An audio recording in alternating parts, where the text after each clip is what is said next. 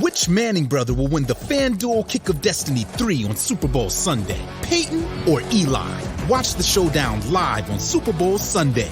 Plus, new customers bet $5 and get $200 if your bet wins. Only on FanDuel, America's #1 sportsbook.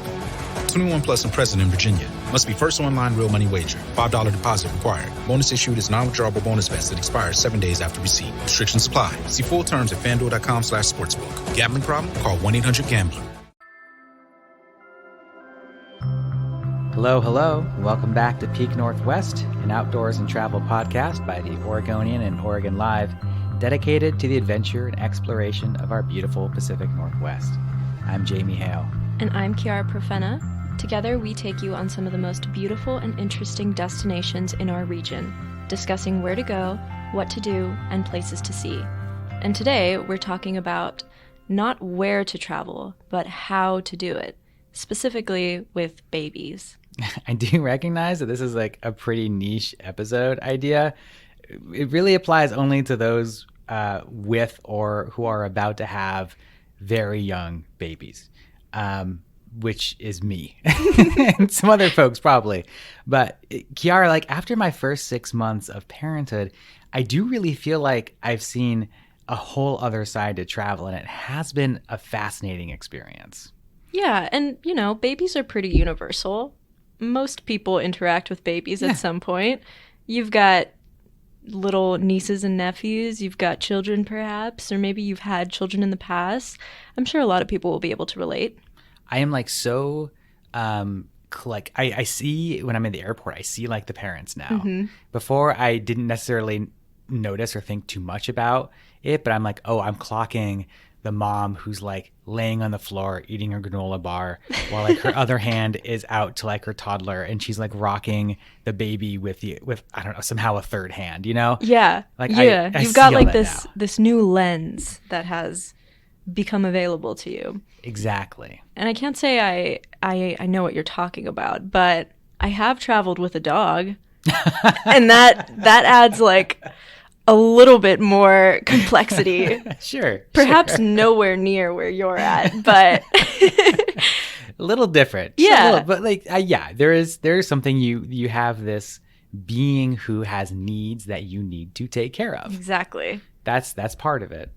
So I feel like I've distilled what I've learned in my first 6 months of parenting to like 6 things. Because, might as well make it nice and round like that. Right. It's a catchy kind of number. You can you really, really simmer things down. Well, plus like 6 months of parenting, like when a baby is like 0 to 6, like 6 is when things start to get a little different, I feel like, is what I understand, is when around the time babies start to like get, to eat solid foods is usually around 6 months when you can start doing that. Some babies start to get a little bit more mobile. Start to get more active. Like the 0 to 6 is like it's like a lump phase for a lot of kids. So I feel like I got a lot of really good travel advice on this podcast from parents about like how to travel with kids. And a lot of those things were like, always bring snacks, or like you're traveling on their time, bring something for them to get distracted by. And that has not applied to this part of my parenthood because she doesn't eat food. Mm-hmm. She mostly just sits around in our arms, or flails around. Like it's different. It's just different. So I've been finding like little baby, like infant travel lessons out of this experience so far. Gotcha. So these are things that are stuff for more so 0 to 6 months, or do you think they will continue to be applicable? I think some of it definitely is applicable. I think looking at this list here, I think a lot of it is applicable actually. But it's what I have so far. Okay. I think. Well, let's hear one of your first tips for traveling with babies. Well, first I do want to have a disclaimer, which is that this is like stuff that applies to like specifically to my baby, our baby, my partner and I's baby. She is her own person.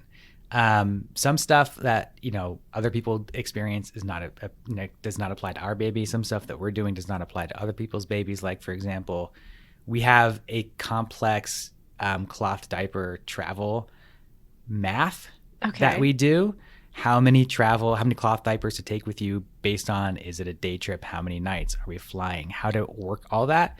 Most people don't use cloth diapers, and that does not apply to them at all. So I've not included some of that stuff. But so the caveat here is this is really just like our own personal experience that we've had.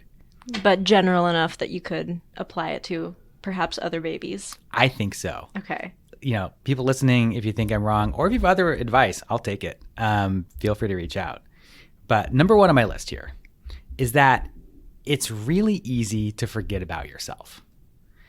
We had this experience when we did our first overnighter with our baby. We took her up to Mount Hood to stay in a tiny house. There's an episode about that. You can listen to it. We did a great job packing for her. We got all the stuff, all the diapers, all the play stuff. We got her a little bounce chair, all the clothes, her jacket, her tiny little jacket, her little hat, and all the stuff, the carriers, the stroller. My partner forgot long sleeves to go up into the cold mountain. I forgot to pack extra underwear. Oh. We did a terrible job for ourselves and a great job for the baby. And I think it's so easy to be we have to take care of this person. Let's think about her needs. You forget about your own needs. Yeah. And you can't do that. It's you can't only think about feeding your kids and then not eat yourself. Mm-hmm. Important things to consider. Underwear, particularly. Yes. I can't imagine. Yeah. You find a way. You find a way. You made do, so. Exactly. Well, at least you've got those, very important things squared away, baby things. I'm sure it would have been much worse if you forgot your baby's underwear. Right. Yeah. That's the thing, especially with cloth diapers. Again, this doesn't apply to a lot of people, but with cloth diapers, we could have just gone and bought some disposables at the grocery store or whatever. But, we made a concerted effort to not.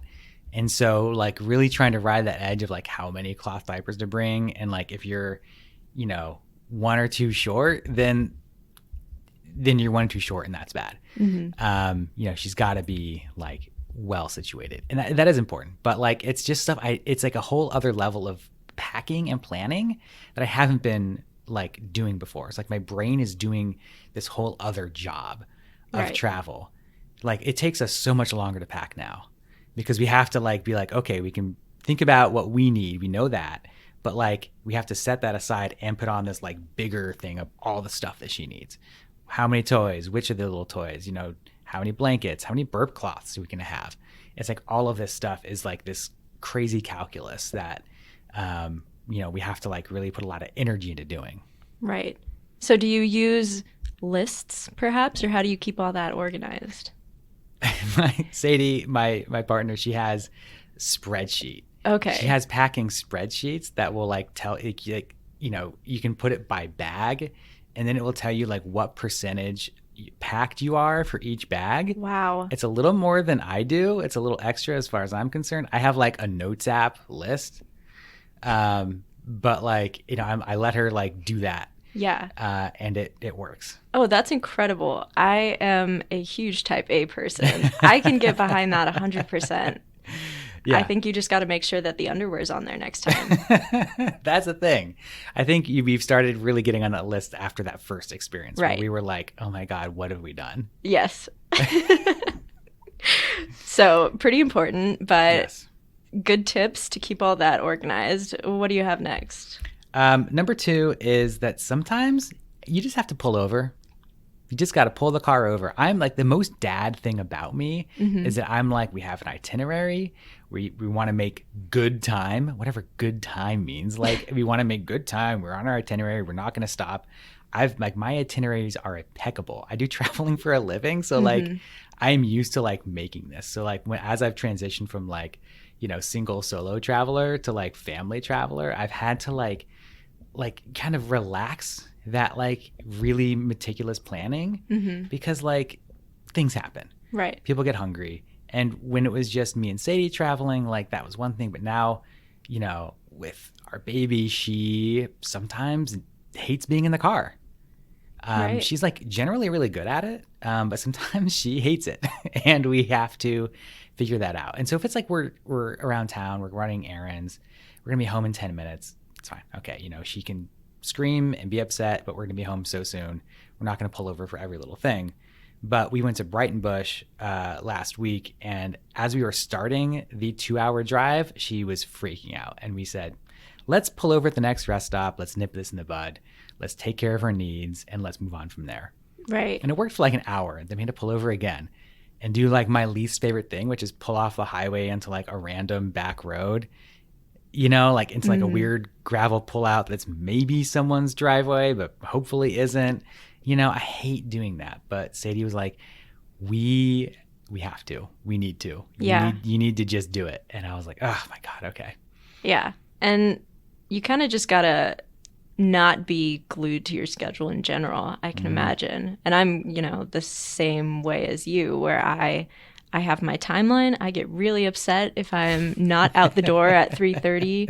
If I'm out the door at 3:31, that's going to ruin the whole drive over. So I think that's something you got to mentally shift, right? Yeah, exactly.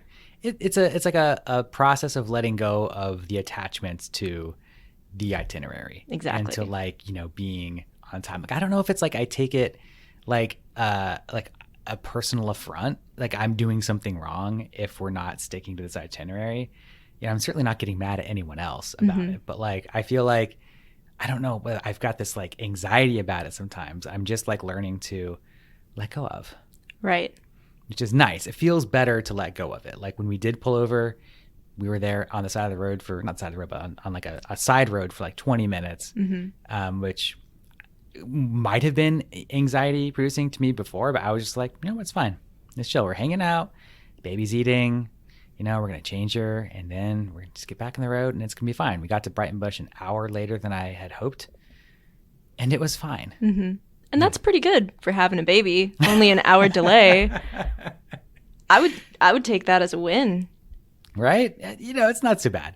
And I do feel like this is something that's going to continually be a thing where like, when she's old enough to vocalize her needs, then it's like, I'm hungry. I have to go to the bathroom. I've spilled something all over the car. I've thrown up all over the car. Whatever is happening.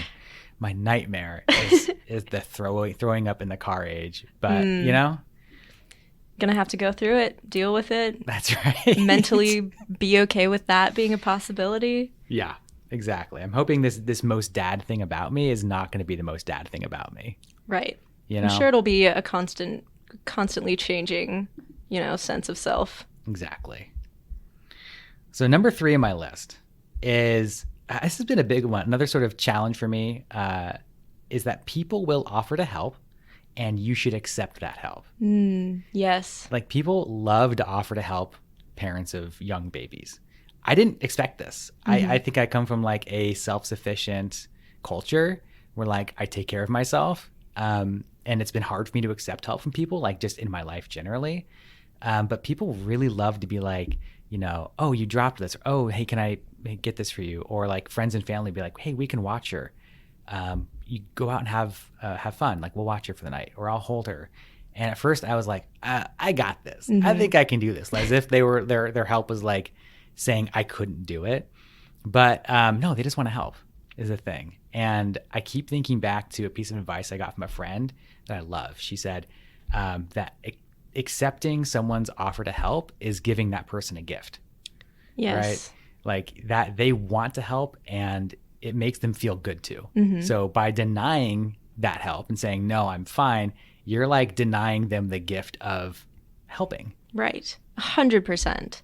I mean, even just speaking from my experience of my cousins recently had their first, baby. So those are the first babies in the family at this point. And oh my goodness, were those babies so well taken care of. We have like 20 people at these big family reunions. Oh my God. Yeah. So it's the baby's just getting handed off from one aunt to another uncle to the grandparents to, the cousins, and everybody loves it. Everybody loves holding the baby. Like it's the best part of their day. So absolutely 100%. It's a gift for everybody to just be able to spend time with your child. So yeah, It's a great way to think about it. I feel like that's ideally the way things should be, is you've got a lot of people, a lot of support system. Right. We found this with when we traveled to Brighton Bush. We went with 2 of Sadie's friends who happened to be in town, and then we had 4 adults to 1 baby, and it was great because it's like winter. She's not able to soak; she's so young, and those pools are so hot. But it's also like so cold to like hang out with her. You know what I mean? So like we had like 1 or 2 people stay behind with her, and 2 or 3 people went and soaked, and we kind of did this rotating shift, this schedule. Right. And that's like a thing. I feel like it was easy to be like, traveling with friends is something we just can't do anymore. But like, no, that's the way to do it, is to go travel with as many friends as you can, because that's more help and more people who get to hold the baby. Right. So for them, it's like, it's not just we're going to Brighton Bush. It's like we're going to Brighton Bush and we get to spend time with your cute baby. Like it's a win-win. Exactly. And is there like a ratio of adults to babies that you think is key?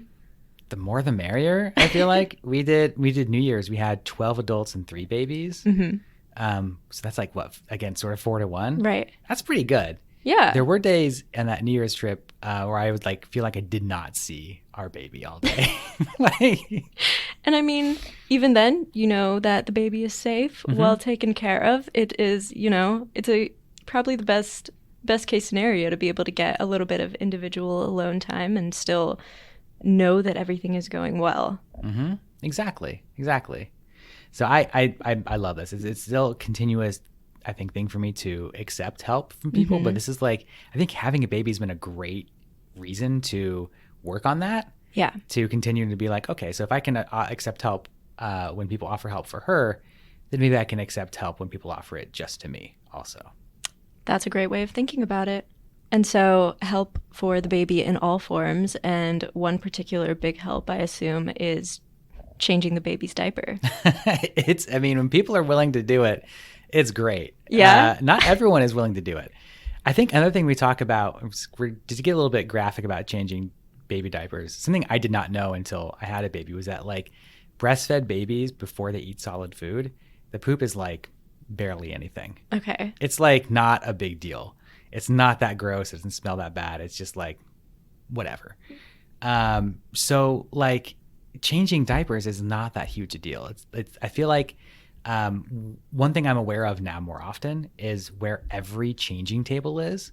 Yeah. If I'm like in a restaurant, or if I'm in mostly restaurants, or like Timberline Lodge, I'm clocking which bathrooms have changing tables. If they're in the bathroom, if they're just outside the bathroom.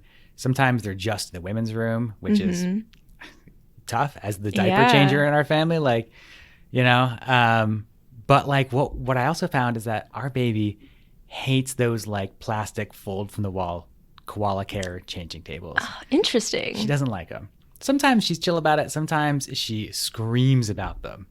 I've had a couple of really bad experiences with her where she hates being on those, or she hates like if there's not one, we have to find somewhere else in the bathroom. Wow. Some other surface in this public restroom to like put her changing pad on and put her on that. Like she does not love that.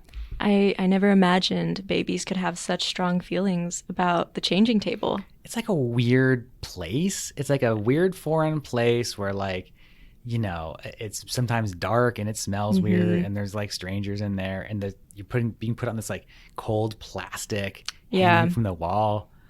Can't be comfortable for anybody. No, exactly. But what I did learn, so this is the 4th thing on the list, is that the world is your changing table. Especially in this age where changing diapers is like not a big deal. I think especially for cloth diaper users, where we're just like putting that in a wet dry bag and we're taking it with us. It's like we have changed her on park benches. We've changed her on like, the lawn of the grass, and like, living rooms of friends' houses, everywhere. Yeah. Because if you have like a good waterproof changing pad that folds up like we do, you can do that thing anywhere. And so we don't have to worry about like when we're traveling, finding a place with a changing table. Sometimes we do, it's helpful. But like if that's not available, we just find like, a part of the ground. You just need a flat surface, really. A flat surface. And like, we can get down to the ground. We've changed her like on the floor of like airports, for example. It's not a big deal. I think for some people there's something gross about that, or something that feels like kind of, I don't know, not right about that. Yeah. And I think I avoided it for a little while because of that. But I think I worried too that people would look at us like, what are you doing? Mm-hmm. But nobody's batting an eye at this. Everyone is very chill. Again, going back to our point, people are very chill about it and very understanding of like parents doing what they got to do with babies. Right. So it's been wonderful to free ourselves from the shackles of the koala care changing tables. Yeah, I can imagine that would be really constricting. Mm-hmm. So that's a great tip. I'm sure a lot of parents, new parents, would be a little bit shy to go out there and do that. So knowing that really nobody's looking at you, and that can apply to so many things. Exactly. So and we did this on the plane too. Like, I'm sure, I don't even know what the changing situation is like in planes. They have changing tables, I think, but like she's little. We had the benefit of a couple plane rides with an empty middle seat. Easy. We did it right there. It takes 30 seconds, in and out, no big deal. As opposed to cramming yourself into the tiny airplane bathroom to like try to work it out while shaking and moving. I wanted no piece of that. I'll get there eventually, I'm sure, but like because we didn't have to, no thanks. Yeah, that makes things like 100 times easier. Mm-hmm. Okay, so number 5 on my list here. This one was surprising to me. But pack and plays, also known as like sort of foldable, portable playpens, game changer. I didn't think we would need them. We got one, I think for free somehow. We just got one and like put it in the closet and forgot about it. But then we had traveled a couple of times and we're looking for ways for her to sleep overnight. And we had like cobbled together some like cushions and pillows at a friend's house. So it's like, flat enough, but like comfortable enough, but like she couldn't roll out of it. You know what I mean? She wouldn't suffocate. Like it was just like we made it work, but it was like so complicated. Right. Needlessly. That at some point we were like, let's just bring that pack and play. It turns out it's really easy to use. Once you get a hang of like doing it, it's like notoriously complicated and needlessly complex to like unfold. But like once you get the hang of it, it's great to have around. Yeah. And I've heard that they're kind of multi-use. Like you can kind of do a lot with them, right? Sure. I mean, right now it's just for her to sleep. But when she's like more mobile and we're somewhere where she can't or shouldn't be crawling around, then that's a great place for her to hang out. Too. Right. So I think it's going to have a long shelf life for us. Yeah. I think I heard of somebody who set up their Christmas tree inside of a pack and play. Oh my God. To kind of keep their child from, pulling on the ornaments. And it was like a huge life tip. And she was like, yeah, I'm going to do this for, the rest of my life. Even for pets, for cats. Yeah. It could be a very useful way to decorate. I love that. That's crazy. But I love that. Wow. It's we've really become converts to this. Yeah. One thing is we have not flown with it. But when we were flying out, we did a trip out to DC and then we stopped over in Denver for New Year's, like I said. And in DC, we had a friend. I mean, we know a lot of people there. That's where my partner is from. And we had a lot of friends who like had pack and play. So we just had one, loan one to us. And so we were able to use a pack and play for the duration of that journey. And then in Denver, the Airbnb we stayed in had one. Wow. Yeah. A thing I've never thought to look for. I don't know if that's a common thing at Airbnbs, but like this one just happened to have one and it was amazing that it was there.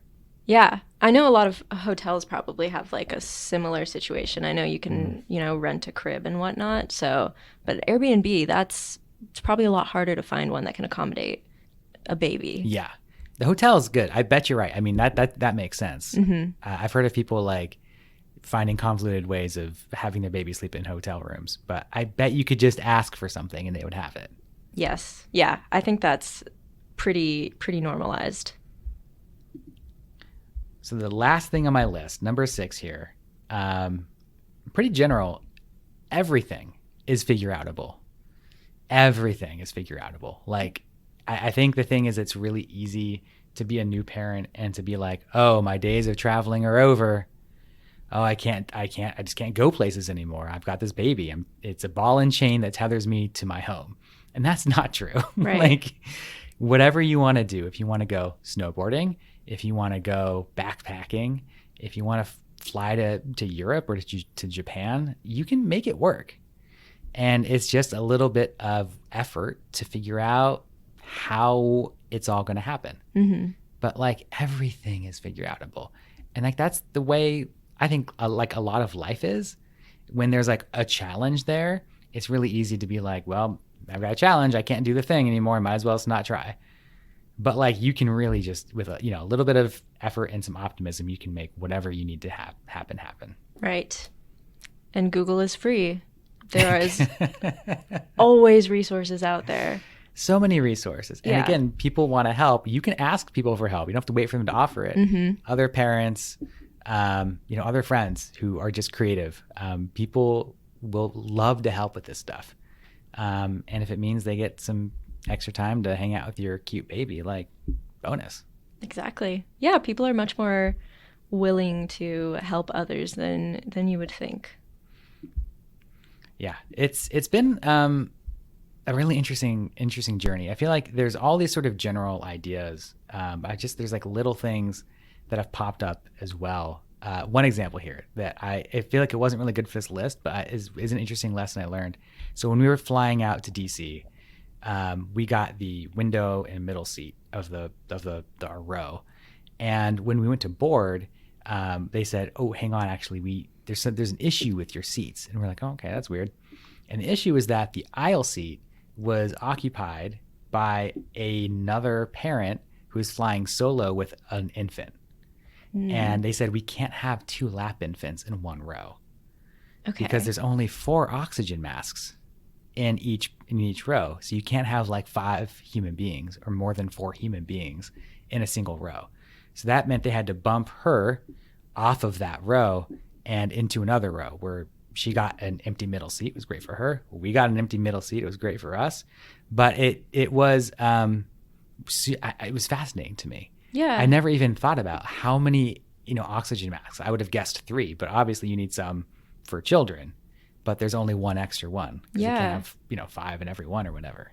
Makes a lot of sense in retrospect, but you're right. That's something most people would never think about until they actually have to travel with babies. I don't know if there's like a travel hack in there somewhere, like I don't know if people can like use that information to their advantage. My brain doesn't work in that way, but information out there for parents who maybe want to try to get an empty middle seat. Sure. If anyone wants to do anything with that, it's out there now. Well, Kiara, I mean, like, have you ever traveled with babies? Do you have like really young siblings or anything? No, I am the baby. I'm the baby in my family. Mm-hmm. I'm the 24-year-old baby. So I never had to deal with that, but I know my parents had to deal with it a lot because, my dad being military traveled a ton when my brother and I were young. So we moved like 5 times before I was 10 years old. So there was a lot of travel. We did a lot of travel while we lived in Europe too. So I know that my parents figured it out. If they can figure it out, I'm sure other parents can figure it out. So there's a lot of challenges, as I imagine, but I think it's just something you got to experience and keep going through. You keep learning as you do it. It can feel so daunting. Mm-hmm. I think for me, like we were traveling, I think the first time we took her on a train just up to Seattle. Mm-hmm. Very easy. But like I didn't know what to expect. I'd seen people bring babies onto planes. I know there's like an order that you board. I know there's a whole, you gate check your stroller or whatever. I had no idea how it worked in the train. Mm-hmm. And before we were like getting ready to go to the train station, I had this wave of anxiety. I'm like, I don't know how it's going to work. Is anyone going to be there to help? What's going to happen? How's it going to be? And I had to remind myself, like, these things feel way scarier when you're imagining what they're going to be like. And as soon as it's happening, it's not a big deal. It's always scarier to like be afraid of something, to be anxious about it than it is to actually face it. And once we got on the train, it was like a moment of like lugging up all of this stuff and trying to figure out where it goes. But like one of the train conductors was like, "Oh, here, you can just put this stuff over here. It's no big deal. Put it down over there. No one's in this part of the car. Put it down there and it's fine." And it was super easy. So like, I think that's, for me, part of what I've learned too is like, it's not as scary as I think it is. And it's not that hard. And once you get into it, it all goes naturally. So it's like not being too anxious or fearful about it. Yeah. You can't like make things bigger than they are. Everything kind of breaks down to small steps. So if you can just keep on taking those small steps forward, you keep going, you'll figure it out. It's great. I'm really grateful to have a partner too. Sadie is very like stress-free about this stuff. That's great. It's really helpful. Like, I mean, I know not everyone can like, have pro tip, have like, a partner who's stress-free about travel. But Sadie happens to be, and it's really helpful. There's been a few times when she's like, it's going to be okay. Mm-hmm. What do you need? What do you need to like feel less anxious? And that's just super, super helpful to have too. Yeah. Pro tip, if you're out there thinking about having children with someone.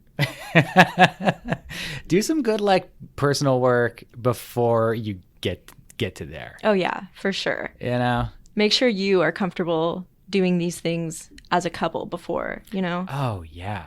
I mean, gosh, now we're talking about like, marriage advice and life advice and partnership. But like, yes, exactly. You don't want to learn about things that annoy you about each other when you're like traveling with a baby for like the first time. Yes. But if you do, everyone be cool. Everyone be cool about it as a general life lesson. Words to live by. Just Exactly. be cool. Wow. I love how this travel podcast has turned into like a life lesson podcast. I mean, everybody can use some life lessons. I don't think that's right. ever a bad thing to throw at people. That's right. Well, folks, I hope you've learned something from this, whether you have a little tiny baby or not. And I'm sure as I continue on baby travel and child travel adventures, we'll hear more life lessons. I'm excited to learn more about all this. Yeah. I mean, I think some of these tips will be great for even me, Everything is figure outable. 100%. There you go. Your itinerary may not be so rigid after all. Exactly. Well, folks, that will do it for us for today. Until next time, you can watch our videos on the Oregonians YouTube channel and view all of our travel and outdoors coverage on OregonLive.com/travel, as well as HereIsOregon.com. Please leave us a rating or review if you enjoy the show. And if you want to support this podcast as well as our local journalism, please consider a subscription to Oregon Live. You can find details at OregonLive.com/podsupport. Also, if you're a fan of the show and you're interested in potentially sponsoring it, you can get in touch with our marketing people at advertise@oregonian.com. This episode of the show was produced by me, alongside Jamie Hale and Vicky Connor. Stay safe and happy travels, everyone. Until next time, we leave you with this 10 seconds of Zen.